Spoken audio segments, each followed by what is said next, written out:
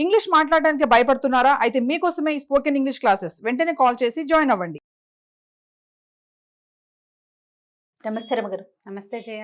రమగారు, ఇప్పుడు మనం ఏదైనా ఒక పని చేస్తున్నప్పుడు చుట్టుపక్కల వాళ్ళు ఒక్కొక్కరు ఒక్కొక్క మాట చెప్తారు. మనకు ఒక ఆలోచన ఉంటుంది.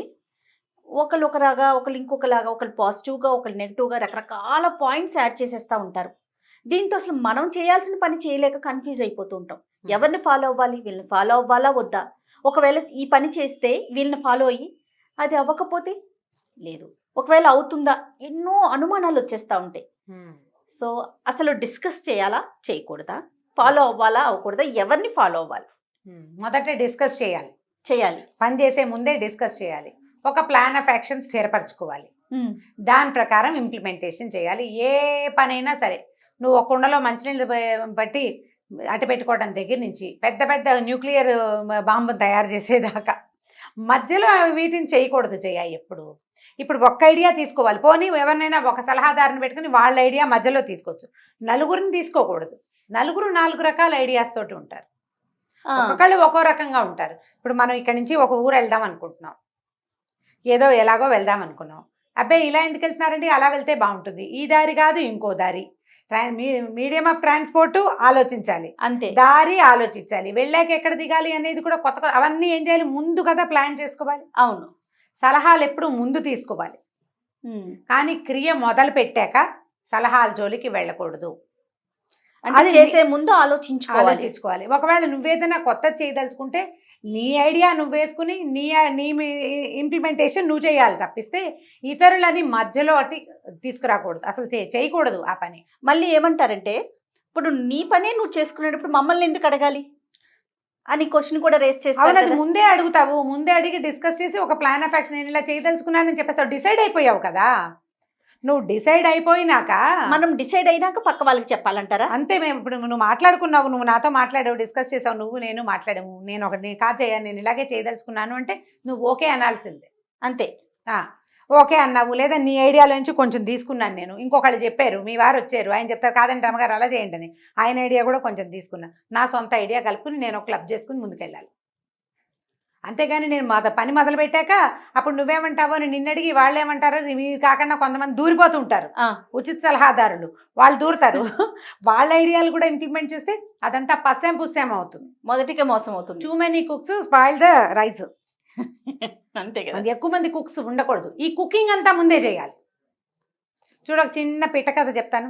ఇది ప్రతి జీవితానికి అవసరం చేయాలి. పిల్లల చదువులు, పెట్టుబడులు పెట్టడాలు విషయాల్లో, ఎక్కడైనా మదుపు, ఏదైనా పొదుపు చేయటం, వ్యాపారాలకి, ఈ ఊరు నుంచి ఇంకో ఊరికి లివింగ్ మార్చుకోవటానికి, ఈ దేశం వదిలిపెట్టి ఇంకో దేశం వెళ్ళటానికి, చదువుల కోసం ప్రయత్నం చేయడానికి, అన్నిటికీ ఇదే పంధ. దేనికైనా సరే నువ్వు మొదట డిస్కస్ చేయి, ఒక ప్లాన్ ఫిక్స్ చేసుకో, ప్లాన్ ఆఫ్ యాక్షన్ ప్రకారం వెళ్ళిపో. మధ్యలో వేరే వేరే ఐడియాలు మాత్రం తీసుకోవద్దు. ఏదైనా ఇబ్బంది ఎదురైనప్పుడు నువ్వు సలహా అడగదలుచుకున్న వాళ్ళని 2 3 అడిగి వాటిలలో ది బెస్ట్ సలహాని ఫాలో అవ్వు. పని చేస్తూ సలహాలు తీసుకోకూడదు. ప్రతి విషయానికి ఇంతే. ఒక తాత మనవడు ఒక ఊళ్ళో ఉండేవాడు. వాళ్ళ దగ్గర ఒక గాడిద ఉంది. అయితే ఏమనుకున్నారు, వాళ్ళ గాడిదని సంతకి తోలుకెళ్దామని భావించారు. గాడిదని తోలుకెళ్తున్నారు. తాత మనవడు నడుచుకుంటూ పోతుంటే ఒక ఆయన ఎవరో కనపడ్డాడు. ఏరా ఓబులేసు ఎక్కడికి వెళ్తున్నావు అంటే, సంతకి వెళ్తున్నాం బాబు. అదేమిట్రా గాడిదని ఎట్లా ఒట్టిగా నడిపిస్తావు, ఊరికే పిల్లని ఎత్తి దాని మీద కూర్చోబెట్టు, బుద్ధి లేదు నీకు అన్నాడు. ఇది పాయింటే, కుర్రాడిని ఎత్తి కూర్చోబెడదామని తాత ఏం చేశాడు, మనవడిని ఎత్తి గాడిద మీద కూర్చోబెట్టాడు. నడుస్తూ వెళ్తున్నారు. ఆ మనవడికి ఒక 10-11 ఏళ్ళు ఉంది. ఇంకోళ్ళు ఎవరో పలకరించారు. ఎక్కడికి ఏమిటి ఎండ ఎక్కకుండా సంతకి వెళ్ళిపోవాలి, ఏదో మాట్లాడారు. ఆయన అన్నాడు, ఎరా 10 ఏళ్ళు వచ్చినాయి, బుద్ధి లేదు పిల్లోడిని, నీకు బుద్ధి లేదా, పిల్లాడిని నువ్వు దిగి మీ తాతని ఎక్కించు, ముసలాడి వాడు ఎట్లా నడుస్తాడా అన్నాడు. అనగానే ఆయన పాయింటేరా, నాకు కాళ్ళు నొప్పులు పుడతాయి, నువ్వు దిగేసే నేను ఎక్కుతానని తాత ఎక్కిపోయాడు. తాత గాడిద మీద ఉన్నాడు, కుర్రాడు పక్కన నడుచుకుంటూ పోతున్నారు. ఇంకా ముందుకెళ్ళేసరికల్లా ఇంకొక ఆయన పెద్ద మనిషి ఎవరో కనిపించాడు.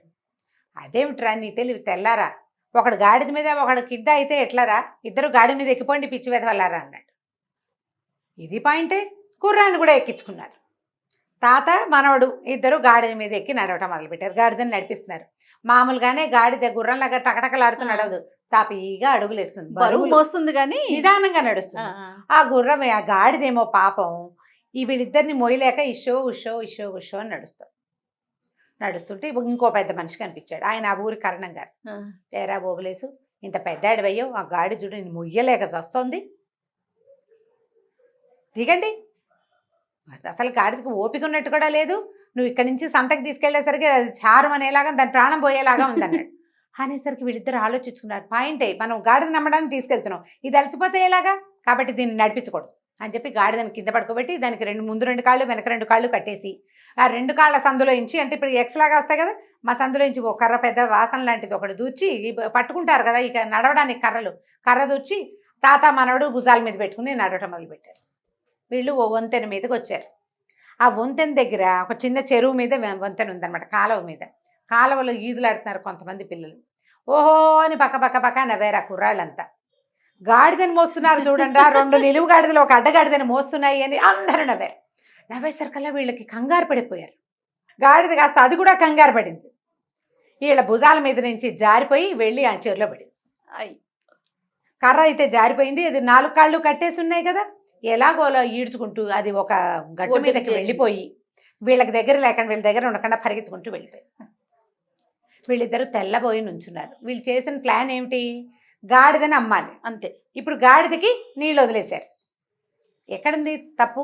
ఇంతమంది మాటలు ఫాలో అయిపోయారు, ఎవరు ఏం చెప్తే అది చేసేసారు, అంతే కదండి. ఎవరేం చెప్తే అది చేసి చివరికి మనం ఎక్కడ మొదలెట్టామో అక్కడ కూడా తేలలేదు. కనీసం గాడిద పక్కన 2 మనుషులుగా కూడా తేలలేదు. 2 మనుషులు తెల్లమొహాలు వేసుకుని వచ్చినారు, గాడిద కాస్త దాని దారిని నడిపోయింది.